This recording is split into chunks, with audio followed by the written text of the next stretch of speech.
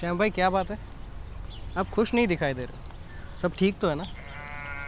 क्या बताऊं राम भाई, सब्जियों के खेत के बारे में सोच रहा हूँ। आपको तो पता है, पिछले 5-6 सालों से मौसम कुछ अजीब सा हो रहा है। कभी गर्मी ज़्यादा होती है तो कभी बरसात, और इससे सब्जियों के खेत में बहुत परेशानी है। अभी टमाटर और मिर्च की पौध लगाने का समय है। पहले तो बीज महंगा है, अंकुरण कम होते जा रहा है, और जो पौधे विकसित होते हैं वो भी कमज़ोर रह जाते हैं। और रोपाई के बाद मृत्यु दर भी मौसम के हिसाब से कम ज़्यादा होता है। अब स्वाभाविक है, चिंता तो होगी। श्याम भाई, अब आपको चिंता करने की कोई ज़रूरत नहीं है। आइए मैं समझाता हूँ।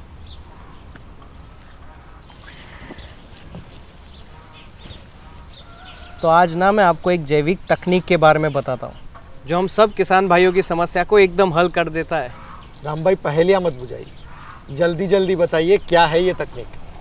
तो सुनो, तुम्हारी ये जो समस्या है वो ज़्यादातर सभी किसान भाइयों की है, पर मैं पिछले 3-4 सालों से मेरे खेतों में ये जाइडेक्स कंपनी की जाइटोनिक तकनीक का इस्तेमाल कर रहा हूँ और उससे बहुत ही खुश हूँ। एक बार मैं ये जाइडेक्स कंपनी की किसान संगोष्ठी में गया था और वहाँ पर डॉक्टर अजय रांका का जैविक खेती के बारे में मार्गदर्शन मिला कि नर्सरी कैसे करना है, पौधों की रुपाई कैसे की जाए, ये रासायनिक खाद और दवाइयों का इस्तेमाल कैसे कम करें, और वो भी जैविक पद्धतियों को अपना कर। और उसके बारे में उन्होंने मुझे बहुत सारी अलग अलग तकनीकों के बारे में बताया। राम भाई, आज तो ये तकनीक मैं आपसे सीख के ही जाऊंगा। ठीक है, कोई बात नहीं, पर पहले चाय पी लीजिए। तो सबसे पहले मैं आपको नर्सरी के बारे में बताता हूँ।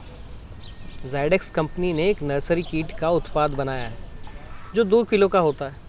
अब इसको हमें 100 किलो वर्मी कंपोस्ट या तो फिर जो जाइटोनिक गोदन से पाचित गोबर खाद है उसमें मिलाना है, और फिर 500 स्क्वायर मीटर में फैला के मिट्टी की गुड़ाई करके तैयार कर देना है। इससे मिट्टी नरम और भुरभुरी हो जाती है।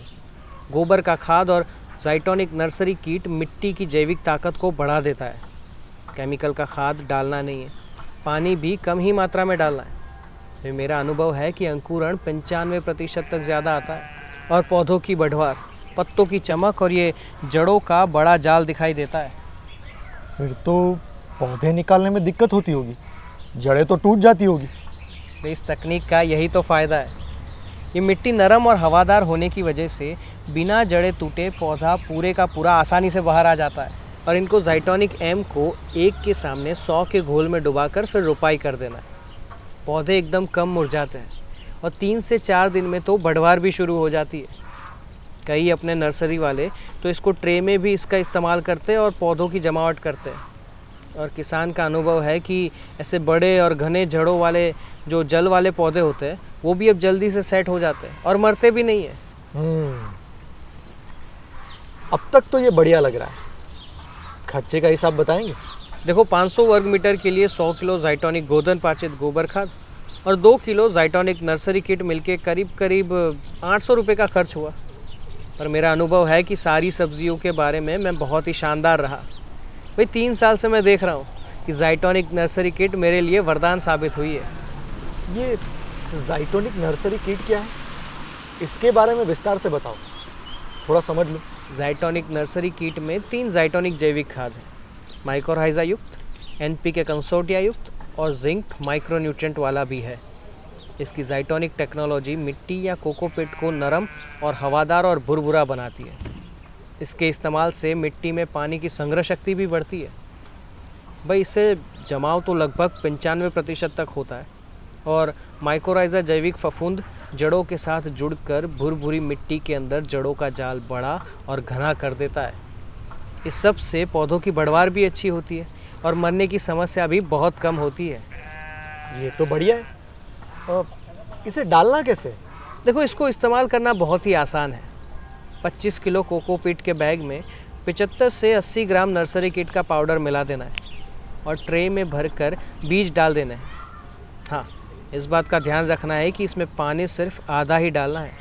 अगर आप सीधे खेत में लगाते हो तो 2 किलो जाइटोनिक नर्सरी किट को 500 वर्ग मीटर में करीब 50 से 100 किलो जाइटोनिक गोदन पाचित काले भुरभुरे खाद के साथ मिलाना है, और फिर नर्सरी के लिए खेत तैयार करना है और बीज डालना है। इसमें भी पानी की मात्रा कम करनी है।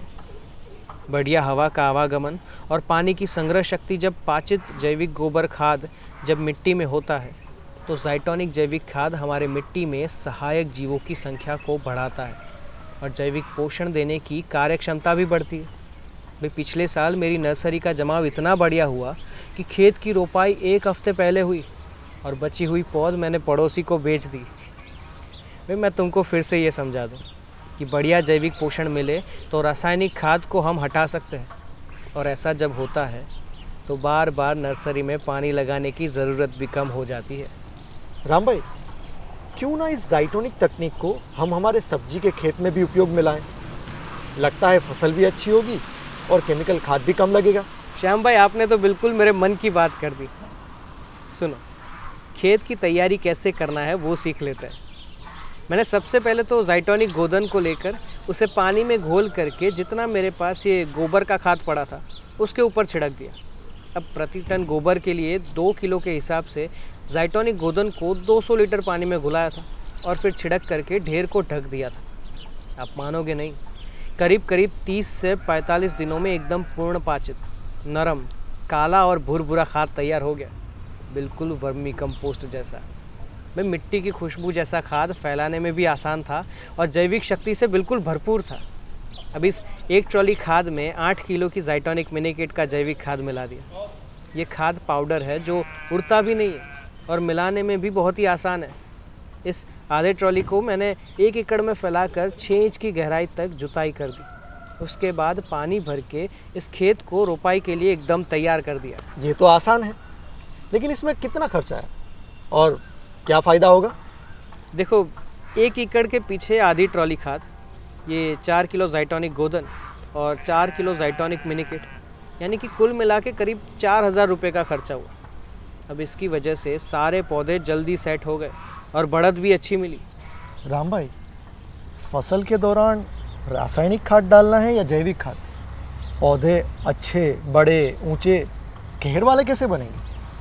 भाई फसल के अनुसार यदि तुम मेरा अनुभव स्वीकार करो तो पहले महीने हर पानी के साथ 4 किलो ज़ाइटोनिक एम पानी में मिलाकर बहा दो या फिर मिट्टी के ऊपर छिड़क करके फिर पानी लगा दो। और यदि टीपक वाली व्यवस्था हो तो पानी में घुला करके 120 वाली जाली से छान कर खेतों में दे देना है। दूसरे महीने में 2-2 किलो NPK कंसोटिया और ज़ाइटोनिक जिंक और पानी के साथ देना होता है। तीसरे महीने में जब फल आना शुरू होते हैं तो 2 किलो ज़ाइटोनिक पोटेशियम देना है और चौथे महीने से जब तक सब्जियों की तुड़ाई ख़त्म नहीं होती तब तक 2 किलो वाली ज़ाइटोनिक नर्सरी किट हर 15 दिनों में सामान्य सिंचाई के साथ देना है। ये सब प्रति एकड़ के हिसाब से डालना है। एक अनुभव सुना दूँ, मैंने जब बैंगन की खेती की थी और मेरा खेत करीब करीब 10 महीने तक इसी पद्धति से चला और तुड़ाई भी आखिरी तक बढ़िया रही। सारी सब्जियों में अनुभव ऐसा है कि अब रासायनिक खाद डालने की ज़रूरत ही नहीं पड़ती। कभी कभार थोड़ा यूरिया, पोटाश या तो फिर फॉस्फेट डाल देता हूँ। पहले से धीरे धीरे अब मैं 20% ही उपयोग में लाता हूँ। सब्जियों में कीड़े और बीमारियों की बड़ी मुसीबत रहती है। हर हफ्ते कुछ ना कुछ फवारा मारना ही पड़ता है। इसका कुछ हल बताइए। गर्मी के दिनों में गर्मी की परेशानी और बरसात में पानी के जमाव की समस्या, इसका भी कोई हल हो तो बताइएगा। मुझे लगता है आज तुम सारे समस्याओं का समाधान लेकर ही जाओगे। ठीक है, देखो, इसके लिए ना ज़ाइडेक्स कंपनी ने 2 बहुत ही शानदार प्रोडक्ट निकाले हैं, ज़ाइटोनिक सुरक्षा और ज़ाइटोनिक नीम। ज़ाइटोनिक सुरक्षा पौधों को गर्मी और पानी की कमी से बचाता है और नीम कीड़ों को भगाता है। ये जोड़ी एकदम नंबर 1 है, बहुत काम की है। इसके इस्तेमाल से रासायनिक दवाइयों के फवारे एकदम कम हो गए। अच्छा, ज़रा इस सुरक्षा और नीम के बारे में थोड़ा और बताओ। ये तो कमाल की चीज़ लग रही है। सुरक्षा एक जिंक मोबिलाइजिंग बैक्टीरिया युक्त नया जैविक खाद वाला प्रोडक्ट है जो छिड़काव के लिए बनाया गया है।